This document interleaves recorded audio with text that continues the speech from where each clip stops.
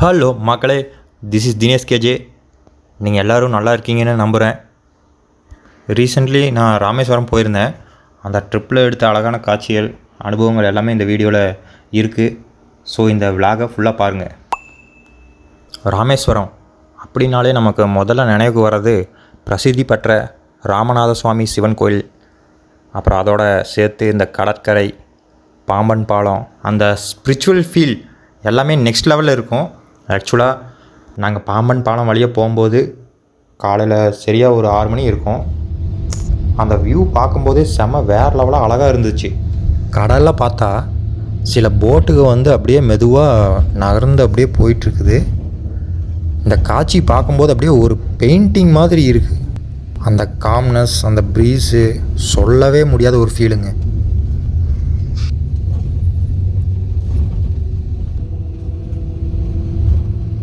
மக்களே, ராமேஸ்வரம் வந்தாச்சு. டீ சாப்பிட்டு பாருங்கள், பஸ் ஸ்டாண்டு. அப்படியே கடற்கரைக்கு அப்படியே போகலாங்க. அங்கே பஸ் இருக்குது, கடற்கரைக்கு அப்படியே போகும். பஸ் ஏறினாலும் போய்க்கலாம், அப்புறம் ஆட்டோவில் பிடிச்சி போய்க்கலாம். அங்கேருந்து பஸ் ஸ்டாண்ட்லேருந்து கடற்கரைக்கு 3 கிலோமீட்டர் தான்.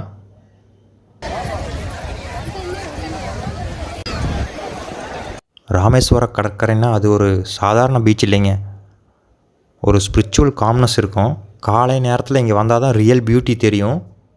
சூரியன் பொதுவாக உதிக்கும்போது கடலின் நிறமே மாறும்.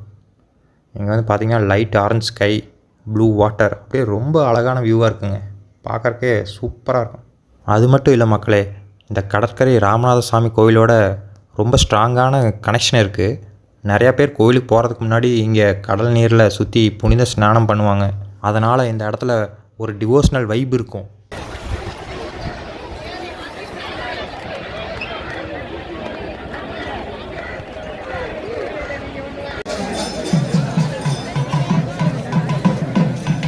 ராமநாத சுவாமி கோயிலோட ஸ்பெஷல் என்னென்னா, இங்கே இருக்கிற 22 புனித தீர்த்தங்கள் தாங்க. அதில் நீராடினா பாவங்கள் நீங்கி ஆசீர்வாதம் கிடைக்கணும் ஒரு நம்பிக்கை. ஒவ்வொரு தீர்த்தத்துக்கும் தனித்தனி முக்கியத்துவம் இருக்குது. அந்த அனுபவம் ரொம்ப டிவைனாக இருக்கும். கோயிலுக்குள்ளே போகும்போது பொது தரிசனமும் ஸ்பெஷல் தரிசனமும் இருக்குது. நாங்கள் கோயிலில் சாமி கும்பிட்டு பக்கத்தில் ஒரு ஹோட்டல் இருந்துச்சுங்க, அங்கே அப்படியே சாப்பிட்டோம். அது முடிச்சுட்டு கோதண்ட ராமர் திருக்கோயில் பக்கத்தில் தான் இருக்குது, அதுக்கு போகலான்னு சொன்னாங்க. சரி, அப்படியே கிளம்பிட்டோம். இந்த இடம் எப்படி ஸ்பெஷல்னால், ராமபிரான் இலங்கை மன்னர் ராவணனை போரில் ஜெயித்ததுக்கப்புறம் இலங்கையை கைப்பற்றிய பிறகு ராவணனின் தம்பி விபீஷணருக்கு இந்த இலங்கை மன்னராக முடிசூட்டிய இடம் தாங்க இது.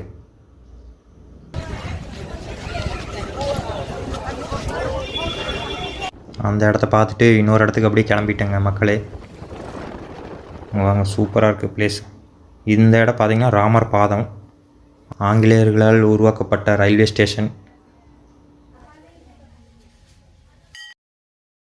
இப்போது நம்ம இருக்கிற இடம் பார்த்திங்கன்னா Dhanushkodi, last land point of இந்தியான்னு சொல்லுவாங்க. அதை பற்றி பார்ப்போம் வாங்க மக்களே. ஒரு பக்கம் பே ஆஃப் பெங்கால், இன்னொரு பக்கம் இந்தியன் ஓஷன்.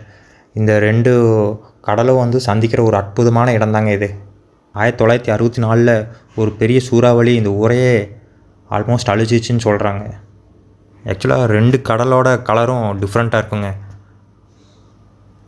இரு கடலும் சந்திக்கிற இடமாச்சே. நேச்சரோட பவர், பியூட்டிஃபுல் ஃபீலாக இருக்குங்க.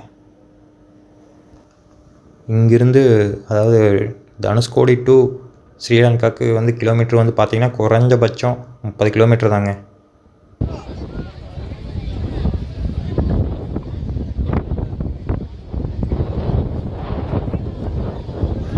விண்டு சவுண்டு நல்லா அருமையாக சூப்பராக இருக்குது.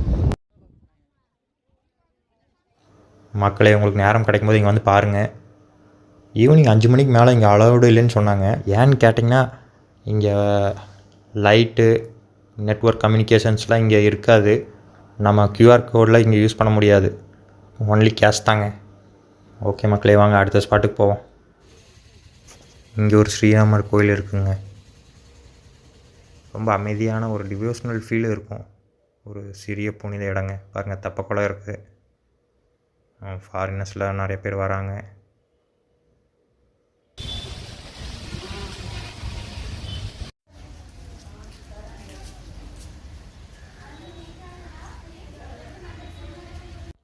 மக்களே, இது நடராஜர் கோயில்.